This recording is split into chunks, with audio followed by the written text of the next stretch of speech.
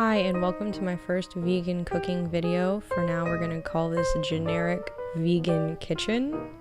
It was grilled cheese day on Wednesday, and so I decided to do something about it by making a Mexican inspired grilled cheese. And so the first thing I had to do, because I'm a snob, is make pico de gallo. You need tomatoes, red onion, 1 jalapeno, cilantro, and of course a lime.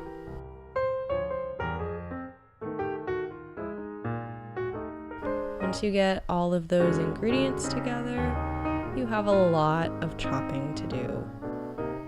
I always go ahead and chop the tomato first because they're kind of the base of the entire dish and they always seem to take the longest to chop.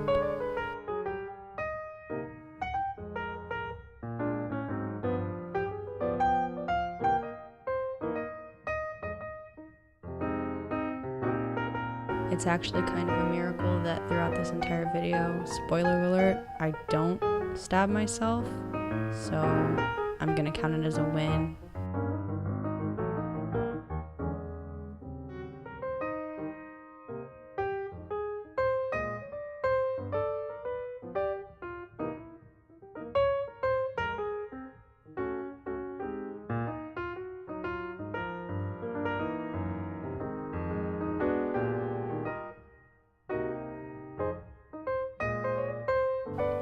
In case you don't do a lot of cooking, it can be helpful to have your bowl off to the side so that you can put all your ingredients into it after you're done chopping. And then you don't have to get a bunch of things dirty.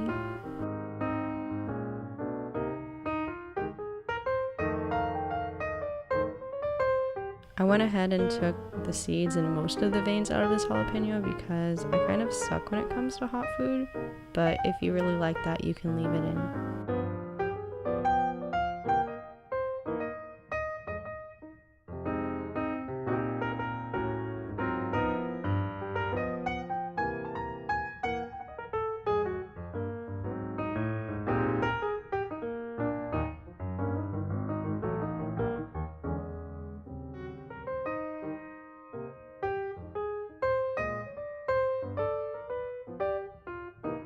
This was an old sad red onion, but it worked in the dish, so if you happen to have an old sad red onion and you think you can't make pico de gallo, guess what?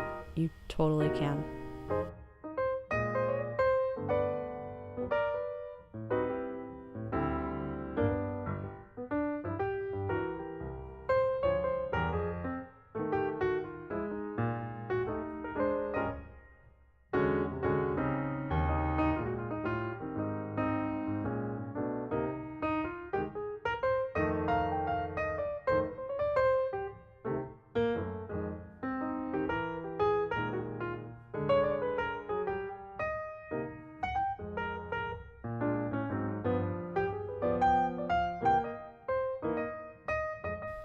If you're wondering how much cilantro exactly to put into pico de gallo to have the perfect cilantro to ingredients ratio, the answer is always way more cilantro than you think.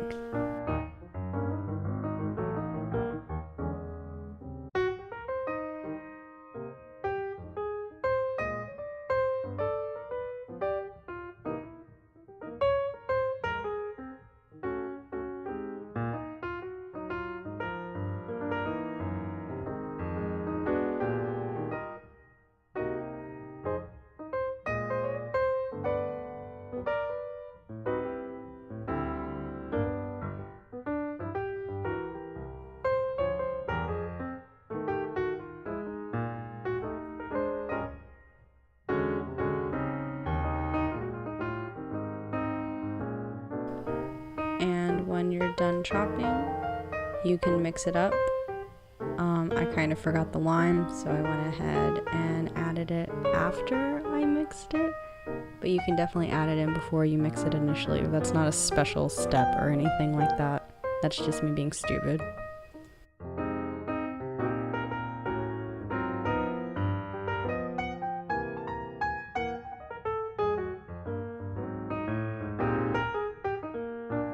And then, ta-da! You've got homemade pico de gallo. Yay! I found these rolls at my local HEB, and I've been using them for sandwiches ever since. It's kind of become a bit of a problem. I'm obsessed with sandwiches now.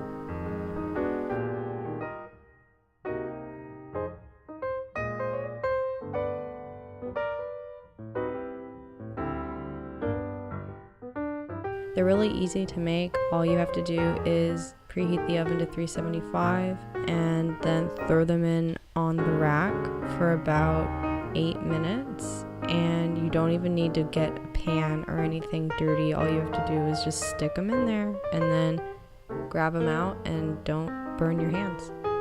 While the buns were in the oven, I decided to make some cheese, kind of like a cheese sauce, because I didn't have any cheese slices, and I really don't like the way the Daiya cheese cheddar crumbles are. So all you need for this are Daiya, your choice of non-dairy milk, and then I use some salt and pepper just because sometimes the Daiya tastes a little sweet to me. You can kind of pick what heat you want to put your cheese on. I chose the hottest because I was hungry and I wanted the food now. And I went ahead and used a whole bag of cheese because it's National Grilled Cheese Day. Cheese, yay! As far as how much non-dairy milk you use, you just kind of keep adding it periodically for whatever consistency you want. And before I season it, that's when I decide to stir. I think that makes it a little bit easier, but maybe you don't, so you do you.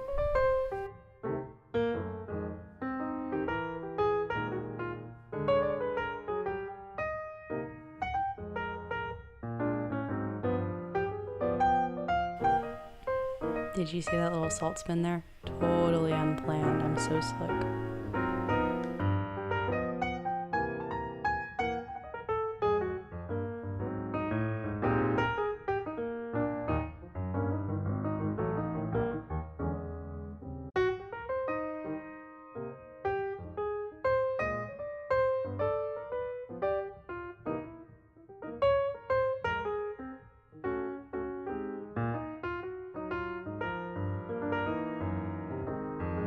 So I still had some time left over while the rolls were in the oven, and I decided to chop up some toppings to go with the grilled cheese because the pico de gallo just wasn't enough. This jalapeno was not for me, it was for Andy because, like I said, I'm not really good when it comes to the whole hot food thing. It doesn't take a lot for me.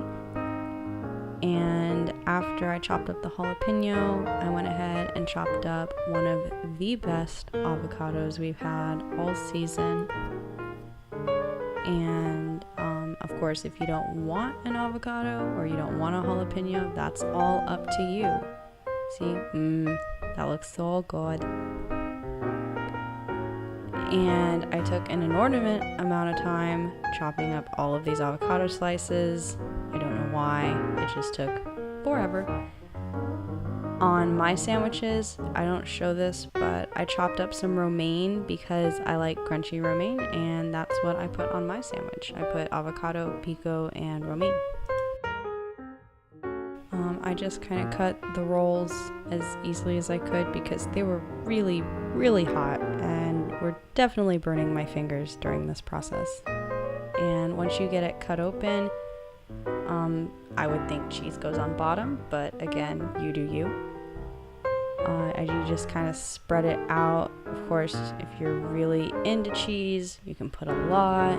I tried to put a lot, but also not monopolize it because I had something like 8 sandwiches to make because we decided to use the whole bag. Then you just kind of put your toppings on any way that you want to. I put the jalapenos on bottom because they're flat and I didn't want them to fall off.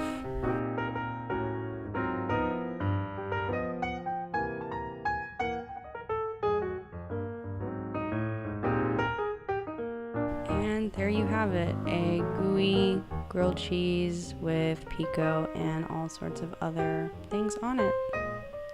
Thanks for watching and stay tuned for more.